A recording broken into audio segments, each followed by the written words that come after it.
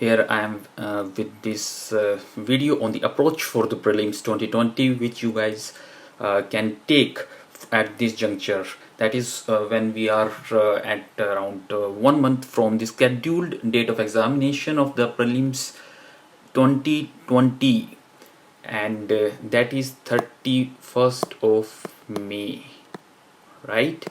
Although in the present situation, when the because of the corona outbreak, a lockdown is there, and we can foresee a situation when this examination, this prelims examination of the UPSC civil services examination, and be postponed to a later date. But as of now, UPSC has said let's follow a wait and watch, and nothing is sure.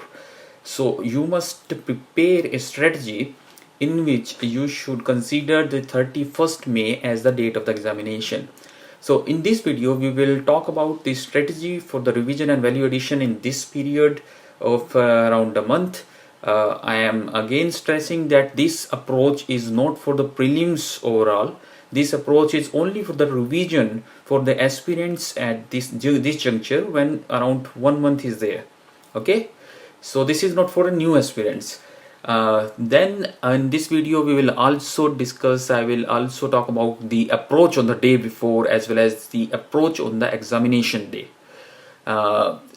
You guys have their own execution strategies. You must have tried that in the tests as well, but I will also talk about the certain executional aspects, particularly in the negative marking scenario where negative marking traps are set by UPSC. So if you want, then you can use these inputs in your execution and can get a good score. Let's start with the first one. So the revision and the value addition strategy in the coming days, that is around 1 month time which you have. So first of all, I will say that do watch our videos, and you will find them useful, because I have tried to make in such a manner that, considering from the from the perspective of the aspirants who are supposed to give examination in this year itself. Okay, so in these videos you will be able to not just revise in a very short time frame, but also you will get some important points which might be helpful to you guys, although these points might be new to you guys, but still, because of the because of the short time frame, you might be able to retain them, and these might be useful to you in exam. Okay, and then you must already have a schedule. In case you don't have, then do make a realistic schedule and stick to it. In case you might not be able to stick to it, you might your schedule might get disrupted, then don't feel frustrated. Make sure that you follow the schedule, and also don't try a new material. In case you want to try new material, make sure that it is only for the value addition, and really short notes are there, like our value addition videos are there. Okay, then you also need to prioritize your material which you have. You need to prioritize the areas which you need to focus upon. Okay, and then comes the tests. As because of the lockdown, you might not be able to give the regular test series. You can give the tests at home, particularly those students, those aspirants who are already who already covered their basics, who already revised the basics of the static subjects as well as the current affairs. They can focus on the test and find out where they lack in executions, where whether be it time management or the silly mistake due to the UPSC traps. Okay, then comes the approach on the day before examination. First, you can continue studies, but feel relaxed. Don't feel nervous about it. Don't let the unnecessary thoughts coming to your mind that you are not able to cover the entire syllabus, etc. It happens to everyone. Okay, it happens to everyone, and you can you have to make sure that you download the UPSC admit card. Do read the instruction. Do read the instructions. I will tell you from where you can read the instructions of last year. I will show you from you can download it already for the 2019 instruction and find out. In case you are a new aspirant, you don't know about what it looks like.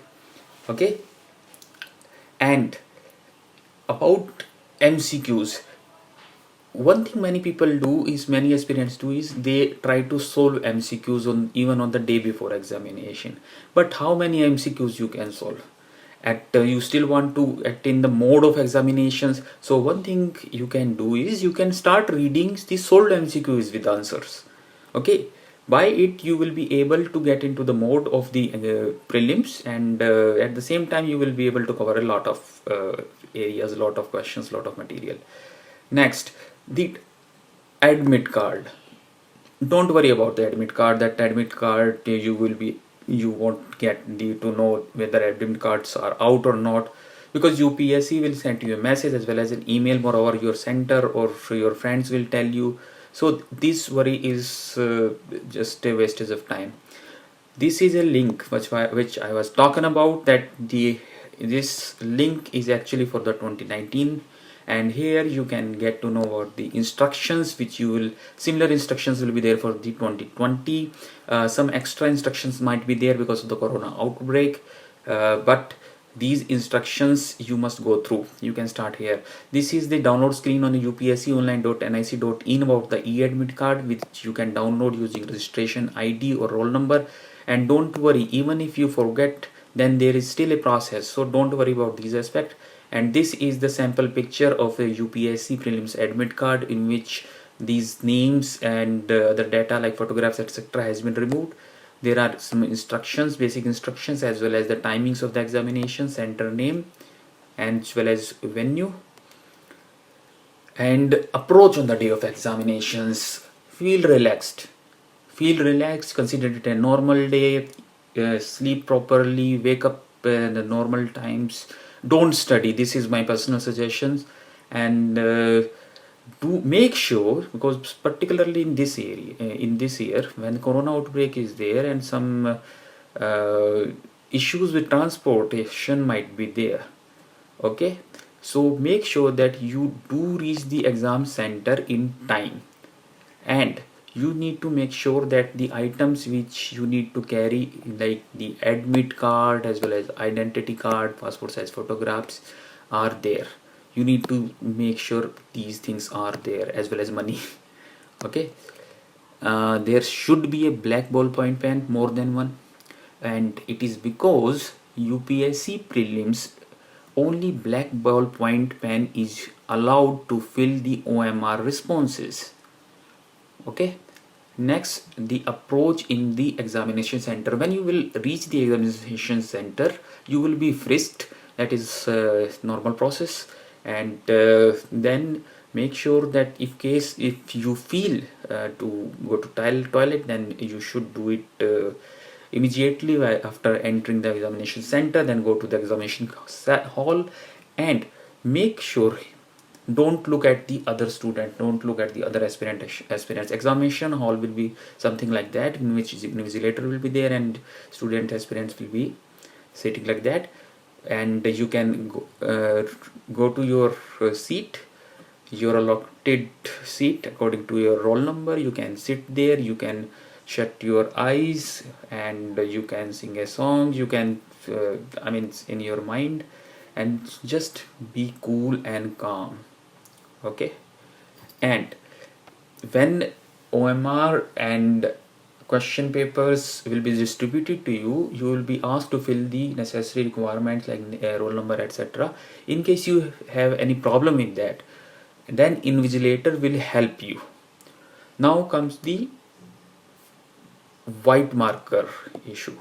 In case you commit any mistake, in case you make a wrong mark, you fill two circles in a question itself, a question number 12, you fill two circles, then you can't do anything. White marker is not allowed.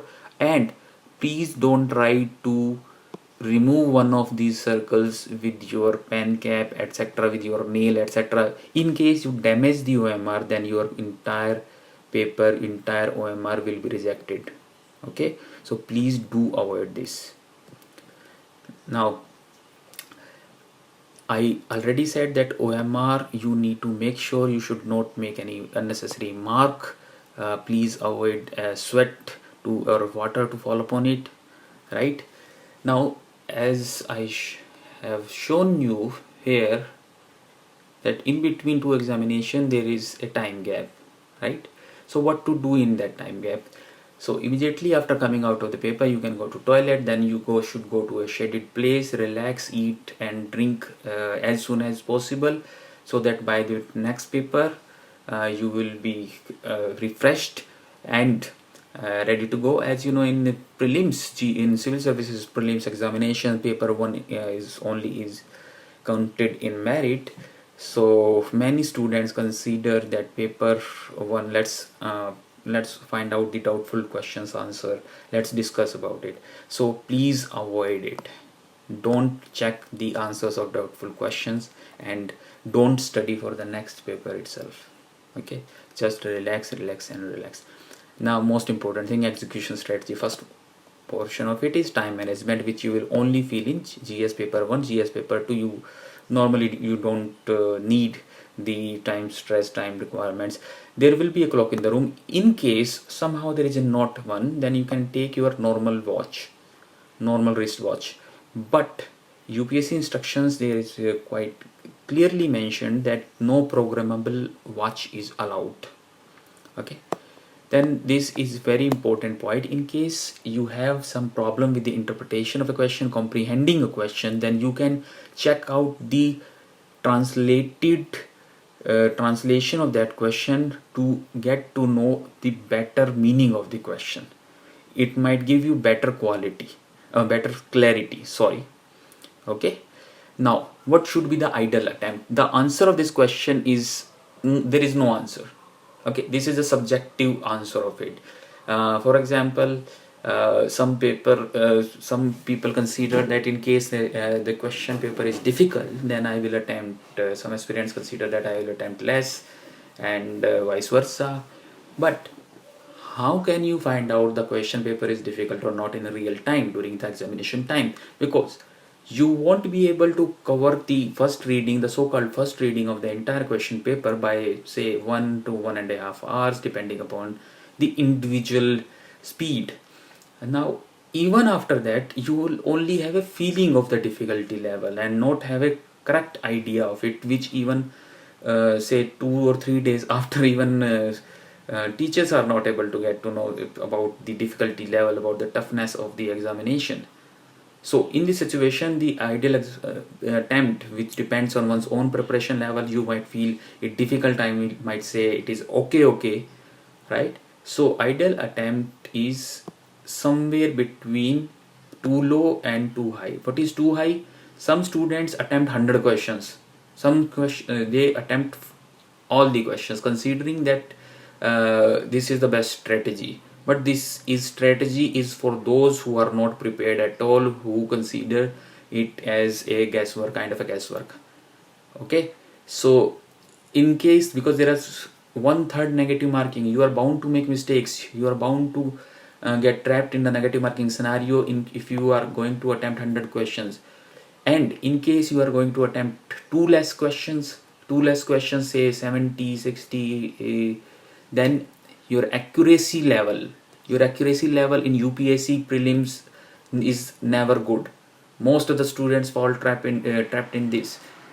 Okay, because say you attempt 70 question, say 15 questions are wrong, or say 10 questions, 9 questions are wrong, then plus 3 because of 1/3 negative marking, 12 questions are wrong, your final score is 58.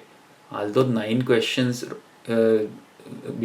getting wrong is not a bad attempt, your accuracy level is really good, but still your score is low.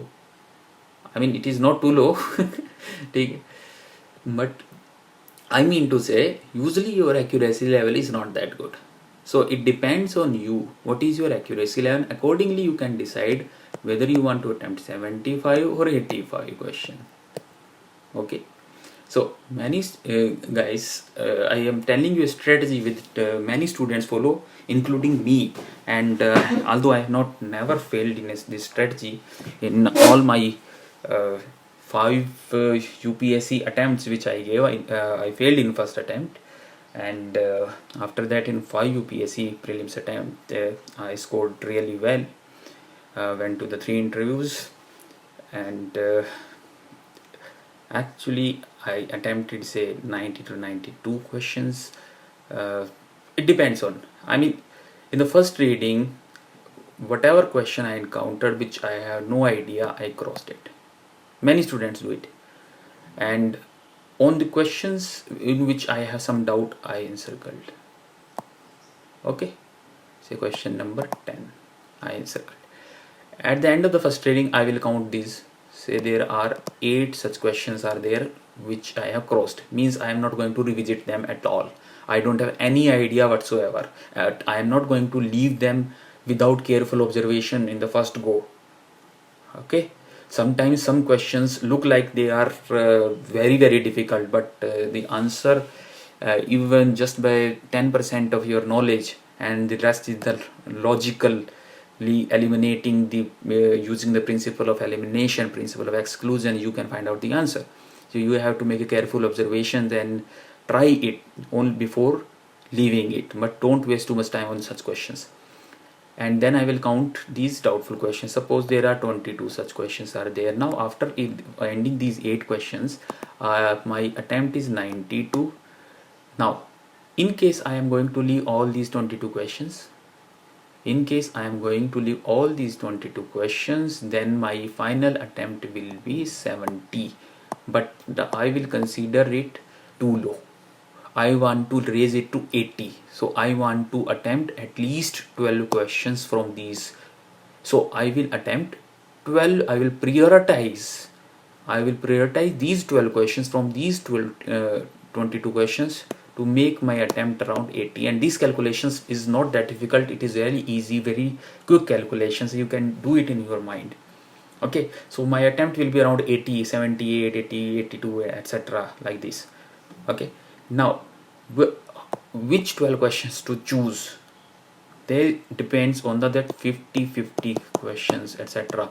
In the videos in which I will discuss some previous year questions of history, I will talk about the various types of the questions asked by UPSC and how to, by which approach, how exactly in real time you are going to use the principle of elimination, and which questions to attempt. That is, some questions in which you can't do anything because of the lack of the knowledge.